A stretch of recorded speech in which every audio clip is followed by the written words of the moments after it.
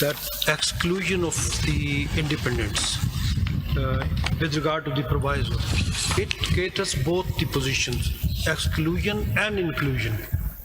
Inclusion is also under the proviso. If they join the party within prescribed period, They get excluded. and that They get join such political party. Yes. And that's what the proviso also mirrors, actually. It gives effect to the proviso to paragraph T. sir. Exclusion and inclusion both. Ji. My Lord, if I may now, my Lord, Attorney General, I think we haven't addressed the basic question, and that is in the context of Article 51D. The edifice of Article 51D is the constitutional right of a political party.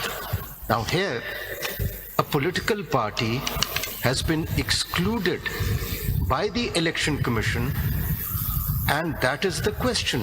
Now this would be a very grave constitutional violation committed by the Election Commission itself. So as a constitutional highest court, it is not our obligation to correct this very serious, grave constitutional violation, because it goes to the root of democratic principles enshrined in this constitution, and it has virtually disenfranchised all those who voted for that political party. My Lord, I intend to, and my Lord has raised this question, had raised this question yesterday. My last submission actually addresses this when I make submission on Article 187 also. But can you before come that, to I the have examples that you have given of the 2024 elections in your paper book? Because the impact is important to note and understand. So what you've shown on page 23? Lord, Ladyship, if I may, this is the record which I had placed before you. For the purposes of the submission which I have made with respect to this record is only one. And when I make the other submissions, this will, my lady's question will then become relevant. Are you going to go through this record? Ji? Are you going to go through this? Ji, I will go through All this right. record because in 2024 also, the independents have been excluded, independents including those who had joined But you see SIC. here the number of independents are very large, Ji, and so you might can be see the impact that it's Ji, ji. having on your proportional representation. Impact जरा clear कर वो मैं करूंगा अभी मैं इस पे आऊंगा अभी मैं एक अभी submission I want to make a submission on Article 224 which deals with the vacancy of seats, the situation where seats have to remain vacant. Actually, you see, in the past, the independents are very few, so the question never arose and was not as a non-issue.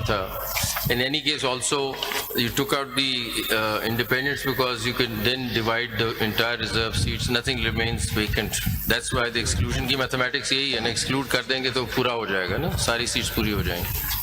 Sir, That's the only benefit, that you exclude the independents, उस whole में सारे आ जाएंगे. लेकिन the only problem with the current situation is the tip towards independence being more, because nobody bothered challenging this earlier. It was a non-issue. मैं तो इसको इसलिए impact वाली बात अगर ऑप्टिकली हम देख लें क्या जी है. जी मैं उस पे आना है मैंने after making this submission I'll be addressing that question, sir. Now if my lords and your ladyship may kindly turn to Article 224, I read out clause 4 and then take you through the other provisions. The submission I wish to make, the point I wish to make, my lords and your ladyship, is that the vacancy of seats envisaged for a very limited, narrow window under the Constitution gels in with the scheme provided in the Constitution itself, as also the law which is applicable in this case. Now, if I may kindly read out clause 4 of Article 224 very quickly. When, except by dissolution of the National Assembly or a provincial assembly, a seat in any such assembly has become vacant, not later than 120 days before the term of that assembly is due to expire, an election to fill the seat shall be held within 60 days from the occurrence of the vacancy. Now, What's relevance? my lord, my submission is that the Constitution does not envisage vacancy of any seat. A seat must always be filled, particularly in the present circumstances also, where the seats are reserved for women and non-Muslims. How does that work when a candidate of a reserved seat passes away or something? Clause 6 kicks in. Clause 6 kicks in. I'll read that out also. वो भी पढ़ देता हूँ फिर अभी से.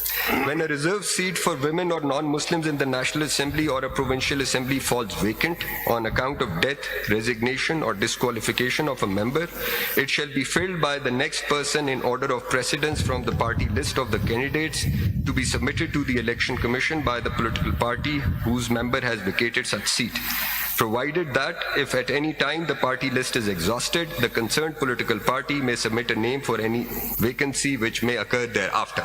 Now back to clause 4. Now there is a 120-day window, which is 120 days before the expiry of the term. If a seat falls vacant, Constitution says don't hold elections. And one rationale is provided within this clause itself, which is when read with Election Act, there is a 54-day election program also. So the 66th day is an absolute cutoff.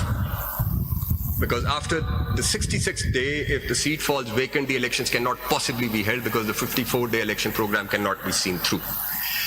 There is another rationale to it also. If you may kindly turn to Article 222.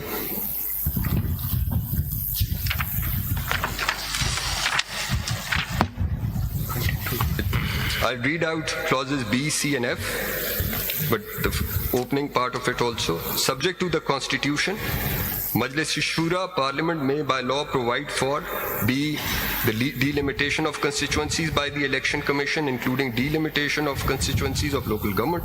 C, the preparation of electoral rolls, the requirements as to residence in a constituency, the determination of objections pertaining to and the commencement of electoral rolls, and F, all other matters necessary for due constitution of the two houses, the provincial assembly and local governments. Now, the Constitution requires Election Commission to carry out these activities for the purposes of conducting elections and due constitution of the two houses. If I may take you to Section 14 of the Election Act. इसमें क्या बताना था? इसमें मैं ये बता रहा हूँ कि Election Act का Section 14 आप देखेंगे तो 4 महीने के अंदर before the expiry of the term of the Assembly, the Election Commission is to complete the delimitation, prepare electoral rolls and so on and so forth, which is its duty under Clause F or 222 and the other provisions of the Constitution. So Section 14 अगर आप देखें Election Act का, so this timeline actually works with the timeline provided under Clause 4 of Article 224. जहाँ पे 120 days बताया था, तो साथ Election Act में बताया कि 4 महीने expiry term की expiry से पहले ये सारी activity और ये सारा काम करना है Election Commission ने जो 222 में बताया हुआ है. So when you read them, all of them in harmony, the constitutional command becomes very clear, which is that no seat can be left vacant but for what is provided under Clause 4 of Article 224.